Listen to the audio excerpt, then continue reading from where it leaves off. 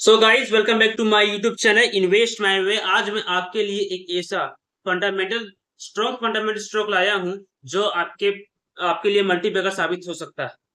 ठीक है, देख सकते हैं इस कंपनी का नाम है आयकर मोटर्स लिमिटेड। इस कंपनी का जो प्राइस चला 6,695 रुपये में, गिरावट भी है 2.33% का। गिरावट तो है, लेकिन हमें इस गिरावट से डरना नहीं है। क्यों? कि गिरावट बहुत कारणों से होती है कोई भी कंपनी में। ठीक है, लेकिन कंपनी का सबसे पहले फंडामेंटल्स कैसे हैं वो हम लोग समझेंगे और मैनेजमेंट कैसा है वो समझेंगे। तो कंपनी कितनी बड़ी है वो देख सकते हैं। एक लाख 83,643 करोड़ की ये कंपनी है और करंट प्राइस 6,695 करोड़ 6,695 रुपया का करंट प्राइस चल रहा है।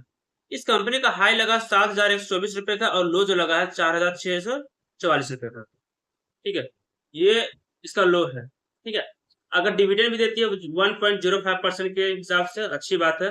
कंपनी का फेस वैल्यू 1 रुपए का और कंपनी का कोई भी शेयर प्लेस नहीं है। इतनी अच्छी बात है, कंपनी कोई भी शेयर प्लेस नहीं, बहुत बड़ी कंपनी है।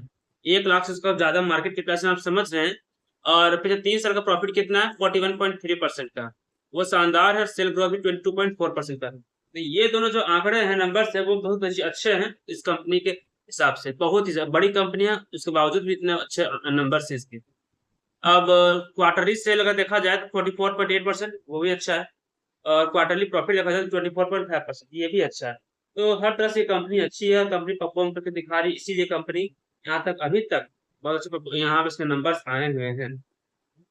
अगर बात करें इस कंपनी का आर ओ ई 24.1% का है एंड आर ओ सी 29.8% का है। ठीक है, बुक वैल्यू 805 रुपए का है। तो ओवरऑल यहाँ तक जो आंकड़े साफ साफ पता चलता है कि आप इसे इन्वेस्ट कर सकते हैं लॉन्ग टर्म के लिए और मल्टी बैगर साबित होगा आपके लिए, अगर आप इसको अपने पोर्टफोलियो में जगह देते हैं तो। ठीक है, तो सबसे पहले देखते हैं इस कंपनी का हम लोग यहाँ बैलेंस शीट। तो बैलेंस शीट में देखते हैं रिजर्व कितना है, 22,059 करोड़ का और कर्ज मात्र 446 करोड़ का। तो कर्ज बहुत नाम नाम के बराबर है। ठीक है, कंपनी कभी भी चाहे तो ये कर्ज चुका सकती है, सिर्फ कंपनी के लिए कोई बड़ी चीज है ही नहीं, तो चुका सकती है कंपनी। अब कर्ज तो है बहुत कम।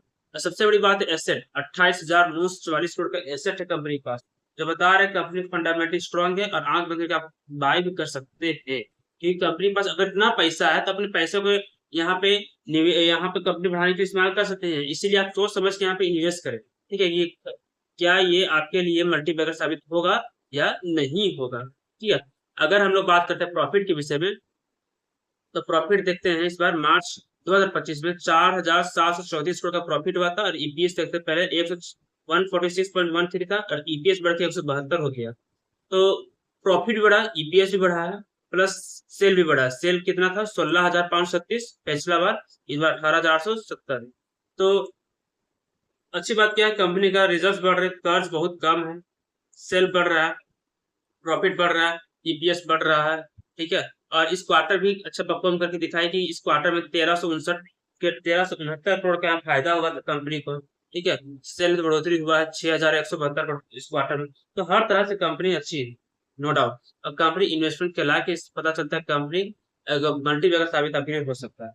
ठीक है, तो अब देखते हैं कंपनी की हिस्सेदारी किसकी प्रमोटर्स पास कितना 49.06% की हिस्सेदारी है। एफआई के पास 26.9% की हिस्सेदारी है। यहाँ पे देख एफआई की अपनी हिस्सेदारी बढ़ाई, पहले कितना था 25.82, अभी 26.98। ठीक है, डीआई के पास कितना है 14.62। गवर्नमेंट के पास भी हिस्सेदारी है 0.10।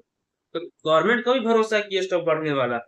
ठीक है, और पब्लिक के पास केवल 9.25%।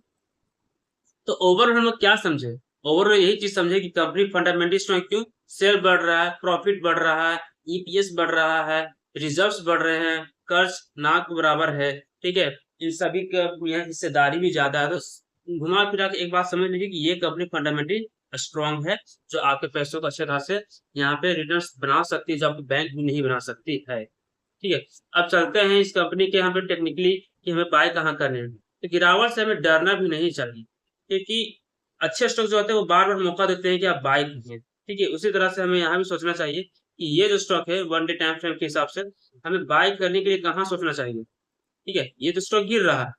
ठीक है, तो ये स्टॉक जो गिर रहा है, यहाँ पे भी स्टॉक का प्राइस है। ठीक है, ये स्टॉक का प्राइस अभी यहाँ है। ठीक है, जब ये अगर वहां से स्टॉक आता है 6500 के आसपास, तो हम लोग यहाँ पे बाय के लिए सोचेंगे। ठीक है, अगर आता है तो, वरना अगर यहीं से ऊपर अगर जाता है स्टॉक, तो हम लोग यहाँ से ऊपर जाने की हम यहाँ पे बाय करने की कोशिश करेंगे। लेकिन इसका क्लोजिंग जब देगा तब 6,869 में हम लोग को यहाँ एंट्री लेना है। ठीक है, अगर यहाँ तक स्टॉक आता है तो यहाँ तक आप आने दीजिए 6,470 रुपये तक, तभी हम लोग बाय के लिए जाएंगे, उससे पहले बिल्कुल भी नहीं। लॉन्ग टर्म में ये स्टॉक आपके लिए बहुत ही बेनिफिट हो सकता है, इसलिए आपको इसको अपने पोर्टफोलियो में जरूर से जरूर रखना चाहिए, और ये आपके लिए मल्टीबैगर साबित हो सकता है। और ऐसी जानकारी के लिए मेरे चैनल को लाइक और सब्सक्राइब करना बिल्कुल भी ना भूलें। Thank you.